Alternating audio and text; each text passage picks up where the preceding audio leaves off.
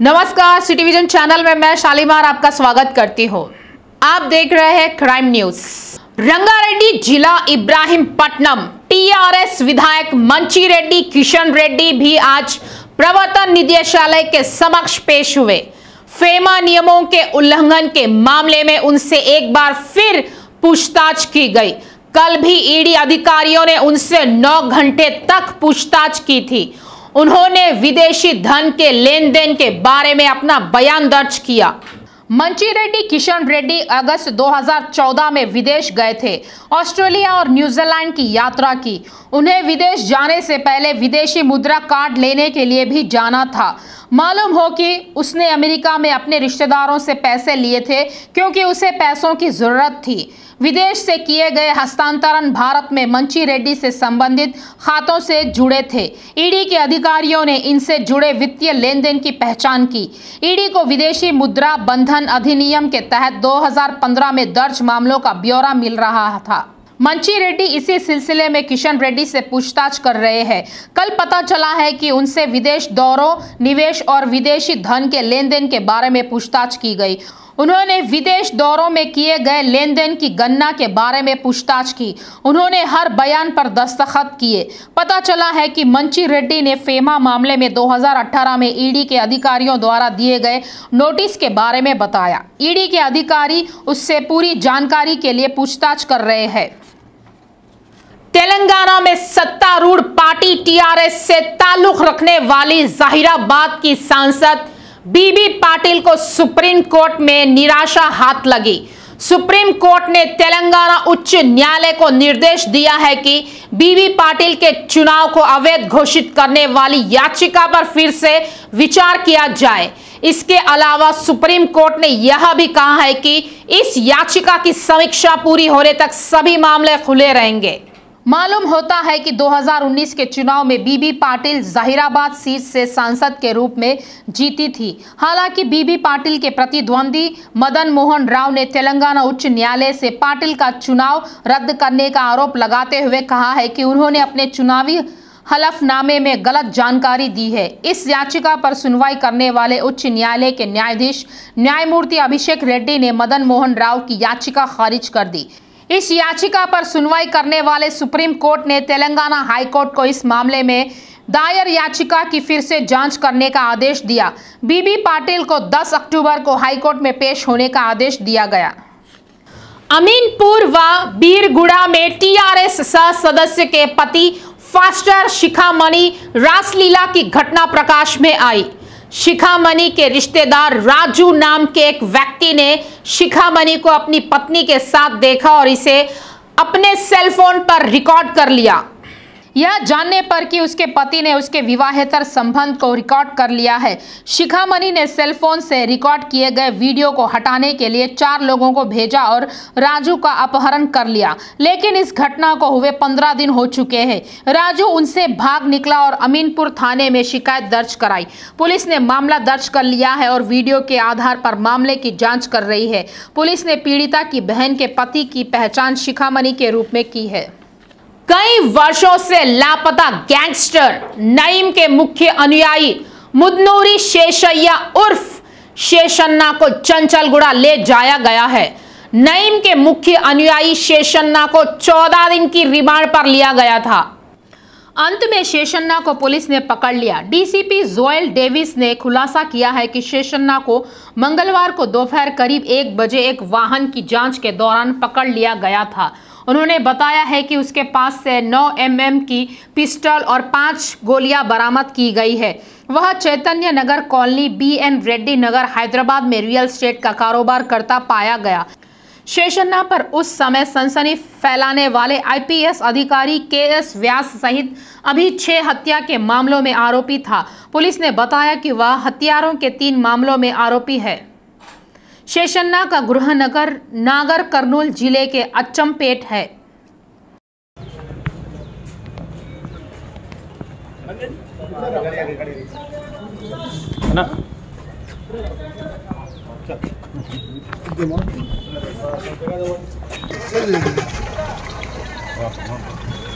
रंगारेड्डी जिले के राजेंद्र नगर में एक नवविवाहिता की संदिग्ध परिस्थितियों में मौत हो गई। गढ़वाल जिले के रेणुका की 5 महीने पहले इसी इलाके की श्रीनु से शादी हुई थी। ऑटो चालक श्रीनु रोजगार के लिए हैदराबाद आया था और अपनी पत्नी के साथ राजेंद्र नगर में रह रहा था। शादी के कुछ महीनों के बाद से ही दोनों के बीच अक्सर झगड़ा होने लगा। इसी क्रम में उसने घर में पंखे से लटककर आत्महत्या कर ली। रेणुका की मौत से उनके परिजन बड़ी संख्या में जमा हो गए और आक्रोशित हो गए। उनका आरोप है कि पति श्रीनु ने उनकी बेटी की हत्या की है और इसे आत्महत्या के रूप में देने का प्रयास किया। कहा जाता है कि उसके किसी से अवैध संबंध थे और इसी कारण वह अपनी पत्नी के साथ अक्सर मारपीट किया करता था। रेणुका के पति श्रीनु को पुलिस ने हिरासत में ले लिया और उससे पूछताछ की जा रही है। रेणुका के शव को पोस्टमार्टम के लिए उस्मानिया अस्पताल ले जाया गया। इस बीच पीड़िता के परिवार वालों ने श्रीनु का पुलिस द्वारा समर्थन किए जाने का दावा करते हुए राजेंद्र नगर थाने के सामने धरना दिया। शहर के दुर्गम चेरू पर बने केबल ब्रिज से कूदकर एक युवती ने आत्महत्या कर ली। इसे देख वाहन चालकों ने इसकी सूचना लेक पुलिस को दी।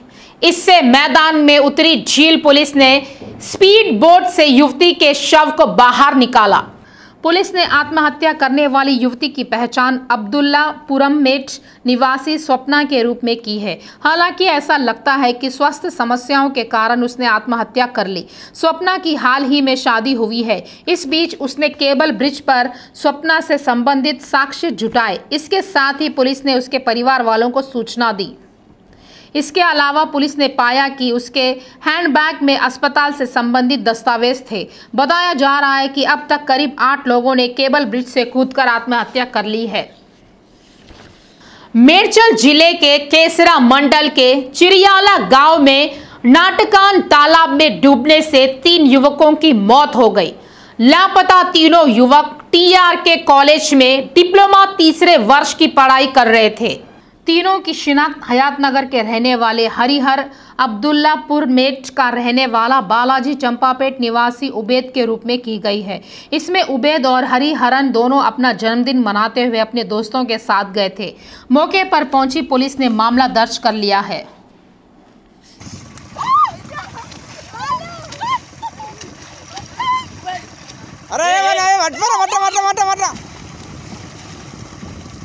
हैदराबाद के SR नगर थाने में चैन स्नैचिंग के एक मामले में पुलिस ने 2 लोगों को गिरफ्तार किया है। मामले की तफ्तीश के दौरान आरोपी द्वारा की गई हत्या की खबर से पुलिस दंग रह गई। आलेरू जिले के वरंगल के ज्ञानेश्वर कार चालक का काम करते हैं। वो 2019 में नाबालिग लड़की से शादी करने के आरोप में उसके खिलाफ पोक्स एक्ट के तहत मामला दर्ज किया गया था। 2021 में उसे पालवंचा में गांजा सप्लाई करते हुए पुलिस ने पकड़ा था। मुलुगु वेंकटपुर से नीलम श्रीनिवास ने भूमि विवाद में चंदू नाम के व्यक्ति की हत्या कर दी। बाद में पुलिस ने श्रीनिवास को खम्बम जेल भेज दिया। श्रीनिवास की जेल में ज्ञानेश्वर से मुलाकात हुई। दोनों को जमानत पर रिहा कर दिया गया। उन दोनों ने आर्थिक समस्याओं के बारे में चर्चा की और करीमनगर जोगैयापल्ली के चेलपुरी पेड़ास्वामी नाम के एक व्यक्ति को मार डाला और सोना लेकर फरार हो गए। बाद में वे तेलुगु राज्यों में चैन स्नैचिंग करने लगे। पुलिस ने कहा है कि एक अन्य आरोपी गंता नागबाबू जो उनसे सोना लिया करता था फरार है। हैदराबाद क्रिकेट एसोसिएशन के खिलाफ एक और मामला दर्ज किया गया है। भारत और ऑस्ट्रेलिया के बीच पिछले रविवार को उप्पल स्टेडियम में एक T20 मैच खेला गया। एक युवक ने बेगमपेट पुलिस से शिकायत की है कि मैच के टिकटों पर गलत समय लिखा हुआ था। कहा जाता था कि टिकट पर मैच का समय शाम 7:30 पर है, लेकिन खेल शाम 7 बजे शुरू हुआ। पुलिस ने मामला दर्ज कर लिया है और जांच कर रही है। मालूम होता है कि HCA के खिलाफ पहले ही 3 मामले दर्ज हो चुके हैं। मैच के टिकटों की बिक्री के दौरान काफी बवाल हुआ था। जिमखाना मैदान पर फैंस के बीच भगदड़ मच गई। पुलिस ने पीड़िता अदिति, आलिया और SI प्रमोद की शिकायत पर मामला दर्ज किया है। HCA अध्यक्ष व मैच आयोजकों के खिलाफ प्रखंड में टिकट संचालन व बिक्री के आरोप में धारा 420, धारा 21, धारा 22 व 76 के तहत मामला दर्ज किया गया है। तेलंगाना डीजीपी वाहन पर 7,000 चालान लंबित होने की खबर ट्विटर पर वायरल हो गई है। नेटिजन्स ने बड़ी संख्या में टिप्पणी की। इस मसले पर ट्रैफिक ज्वाइंट सीपी रंगनाथ ने सफाई दी। उन्होंने कहा है कि तेलंगाना में सभी पुलिस वाहन 2018 से केवल डीजीपी के नाम पर पंजीकृत किए जा रहे हैं। इसीलिए उन्होंने कहा है कि अगर किसी पुलिस वाहन पर जुर्माना भी लगाया जाता है तो वह डीजीपी के नाम पर आएगा। उन्होंने कहा है कि संबंधित अधिकारियों द्वारा 28.85 लाख का भुगतान किया गया है, जो ट्विटर पर वायरल हो गया है। उक्त अधिकारी द्वारा 6,945 चालान का भुगतान भी किया गया। आरटीसी के अधिकारियों द्वारा इस साल अप्रैल तक 15 लाख चालान का भुगतान किया जा चुका है। अंबरपेट शिवम रोड के नलाकुंटा इलाके में पुलिस ने फुटपाथ अतिक्रमण को हटाया। यह अभियान यातायात अधिकारियों के विशेष अभियान के तहत शुरू किया गया था। पुलिस ने उच्च यातायात अधिकारियों के आदेश पर फुटपाथ पर अवैध रूप से कारोबार कर रहे स्टॉलों को हटा दिया। पैदल मार्ग पर व्यापार करने से राहगीरों को भारी परेशानी का सामना करना पड़ रहा था। घटना को लेकर विभिन्न मामले दर्ज कर स्थानीय थाने में ले जाया गया।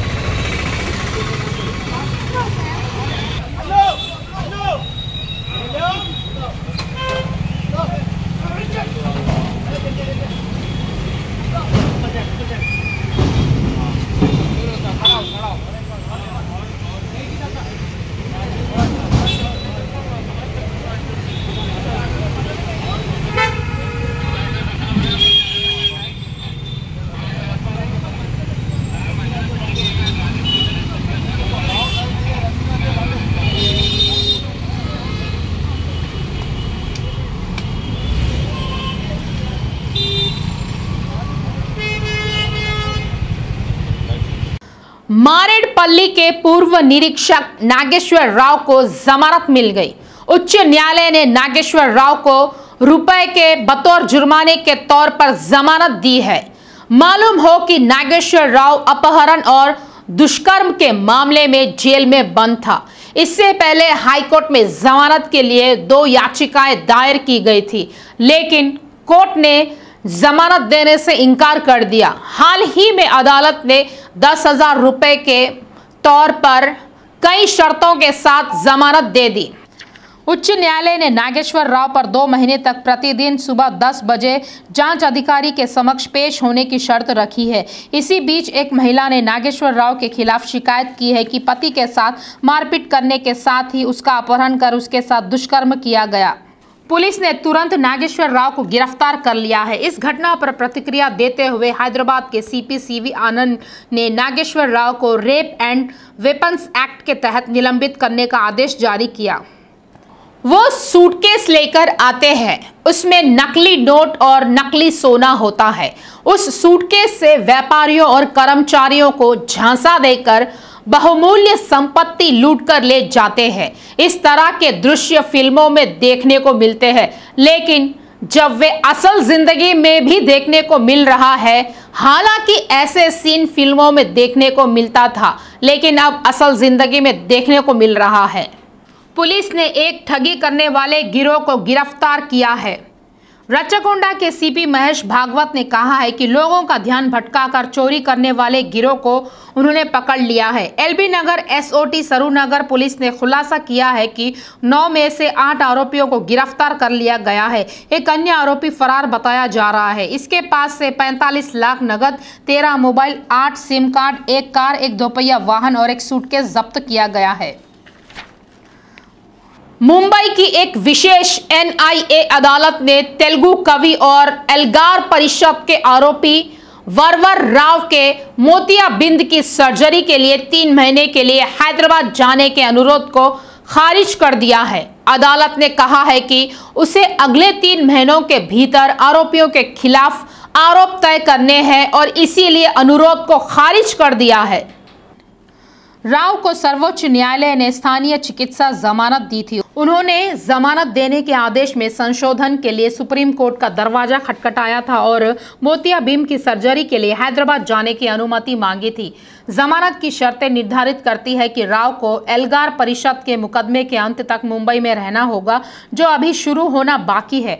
राव की ओर से पेश अधिवक्ता नीरज यादव ने NIA अदालत के समक्ष उल्लेख किया है कि सर्वोच्च न्यायालय ने राव को ट्रायल कोर्ट के समक्ष यह संशोधन आवेदन दायर करने की स्वतंत्रता दी थी और इसीलिए राव फिर से NIA अदालत के समक्ष थे। राव की याचिका में कहा गया है कि वह मुंबई में मोतियाबिंद के ऑपरेशन के लिए चिकित्सा खर्च वहन करने में असमर्थ थे और यहां उनके लिए तेलंगाना में मुफ्त किया जाएगा। इसके अलावा उनके बच्चे उनकी दोनों आंखों की सर्जरी के बाद उनकी देखभाल करने के लिए बेहतर स्थिति में होंगे, राव की याचिका में कहा गया है। NIA की ओर से पेश विशेष लोक अभियोजक प्रकाश शेट्टी ने याचिका का विरोध करते हुए कहा है कि राव द्वारा मांगा गया उपचार मुंबई में उपलब्ध था और वर्तमान आवेदन के माध्यम से राव केवल शीर्ष अदालत द्वारा उन्हें चिकित्सा प्रदान करते समय लगाई गई शर्तों को रद्द करने की मांग कर रहे थे।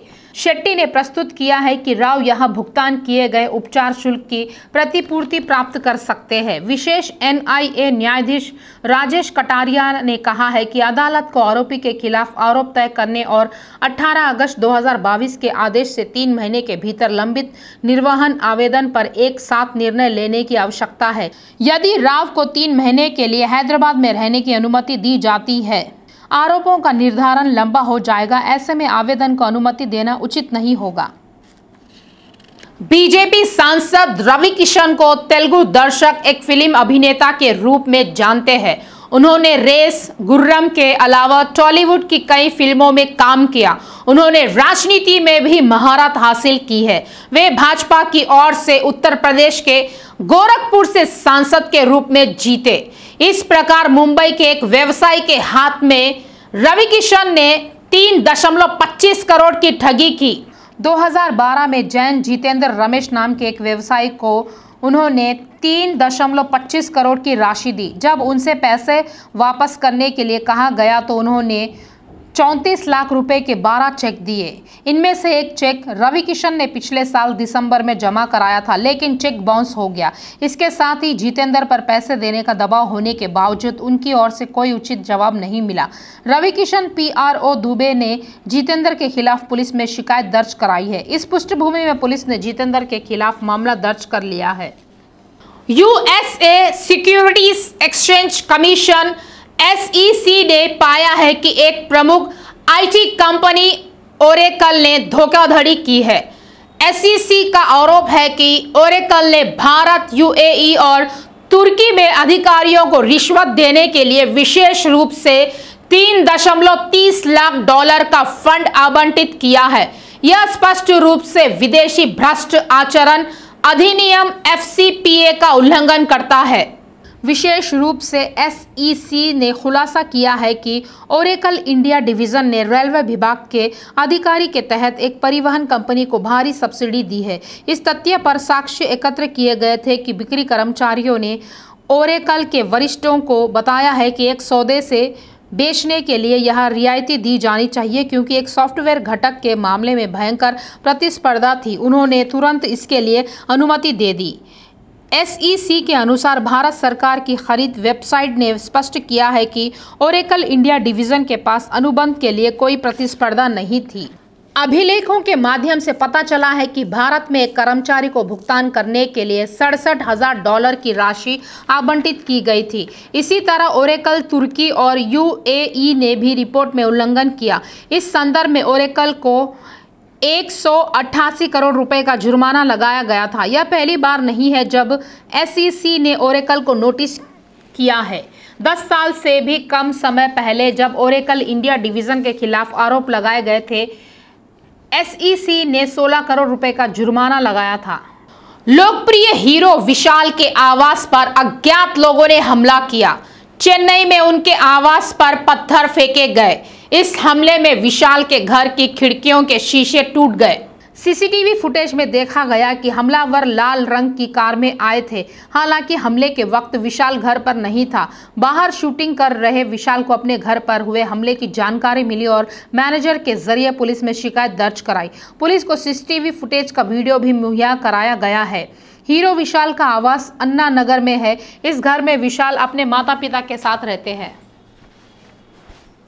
Crime news up to date के लिए देखते रहिए सिटी विजन लाइव। जुर्म से जंग जारी है, सतर्क रहने की अब हम सबकी बारी है। सतर्क रहिए, सुरक्षित रहिए। जय हिंद।